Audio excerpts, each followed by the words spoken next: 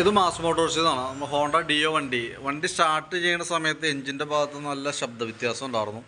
അതുമായി ബന്ധപ്പെട്ട് നമ്മൾ അതിൻ്റെ ക്ലച്ചിൻ്റെ ഭാഗം നമ്മൾ അഴിച്ച് ചെക്ക് ചെയ്യുന്നുണ്ട്.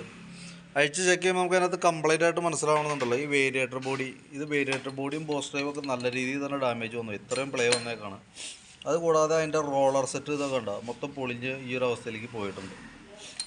ഈ വീലിൻ്റെയൊക്കെ ഉണ്ട്, ഇതിൻ്റെയൊക്കെ ആ പ്ലാസ്റ്റിക് കോട്ടിങ്ങുകളൊക്കെ പോയിട്ട് വെറും മെറ്റൽ എന്നുള്ള കണ്ടീഷനിലേക്കായി. അതും തന്നെ ഇത്രയും തേയ്മാനം വന്നിട്ടുണ്ട്.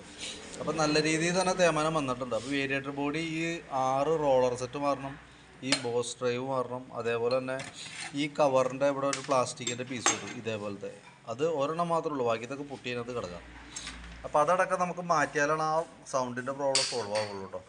ബെൽറ്റിൻ്റെ കണ്ടീഷൻ നോക്കി, ബെൽറ്റ് വേറെ പ്രോബ്ലം ഒന്നുമില്ല, കമ്പനി ബെൽറ്റാണ് കിടക്കുന്നത്, വേറെ പൊട്ടലോ കാര്യങ്ങളൊന്നുമില്ല. പിന്നെ അത് കൂടാണ്ട് അതിൻ്റെ ബാക്കിലത്തെ ആ പുള്ളി വീല് നമ്മളൊന്ന് ഫുള്ളായിട്ട് അഴിച്ച് ഗ്രീസിങ് നടത്തുന്നുണ്ട്. വീലുകൾക്ക് വേറെ തേയ്മാനോ കാര്യങ്ങളൊന്നും വന്നിട്ടില്ല. അപ്പോൾ നമ്മൾ കൂട്ടത്തിൽ കൂടെ തന്നെ അഴിച്ച് ഗ്രീസിങ് നടത്തി വിടുന്നുണ്ട് കേട്ടോ. പിന്നെ ഈ ക്ലച്ചോ വെയിറ്റ് സെറ്റ് യൂണിറ്റ് ആയാലും അത് അഴിച്ചിട്ട് അതിൻ്റെ പിന്നൊക്കെ ഒന്ന് ഗ്രീസ് ചെയ്യുന്നുണ്ട്. അത് ഫ്രീ ആയിട്ട് വർക്ക് ചെയ്യേണ്ടതാണ്.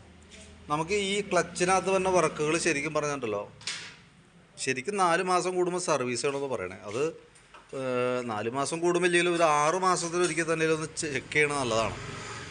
കാരണം എന്താ വെച്ചാൽ നമുക്ക് ഈ ഓട്ടോ ക്ലച്ച് യൂണിറ്റിൻ്റെ പ്രത്യേകത എന്ന് വെച്ചാൽ ഈ സൈഡിൽ നമുക്ക് ഓയിലൊന്നും വന്നില്ല, ബെൽറ്റിലാണ് വർക്ക് ചെയ്യാം.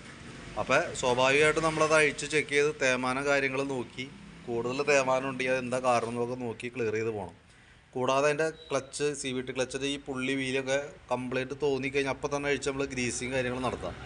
തോന്നിയാലും തോന്നിയില്ലെങ്കിലും 10,000 കിലോമീറ്ററിൽ നമ്മൾ അത് ചെയ്തേ പറ്റുള്ളൂ. കാരണം ഞാൻ അതിൽ കൂടുതലൊന്നും ഓടില്ല.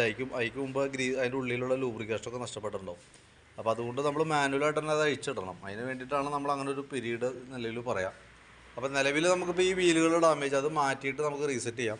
കൂട്ടത്തിൽ കൂടെ എഞ്ചിൻ ഓയിൽ ലെവൽ കുറവുണ്ടായിരുന്നാൽ ഓയിലും കൂടി എന്തെങ്കിലും മാറ്റിയാൽ കേട്ടോ. കാരണം എന്തായാലും ആ ഉള്ള ഓയിൽ ലെവൽ വളരെ കുറവാണ്, നല്ല കളർ ചേഞ്ചും വന്നിട്ടുണ്ട്.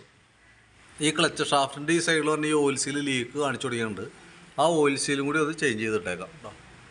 വേറെ നിലവിൽ നോക്കുമ്പോൾ വേറെ പ്രോബ്ലം തോന്നുന്നില്ല. അത് കൂടി നമുക്ക് ഫീൽ ചെയ്യേണ്ട ഈ ഒരു കംപ്ലയിൻ്റ് ആണ്. അപ്പോൾ നമ്മളത് കംപ്ലീറ്റ് ചെയ്തതിന് ശേഷം ഓടിച്ചു നോക്കാം, എന്തെങ്കിലും നോക്കിയിട്ട് പറയാം.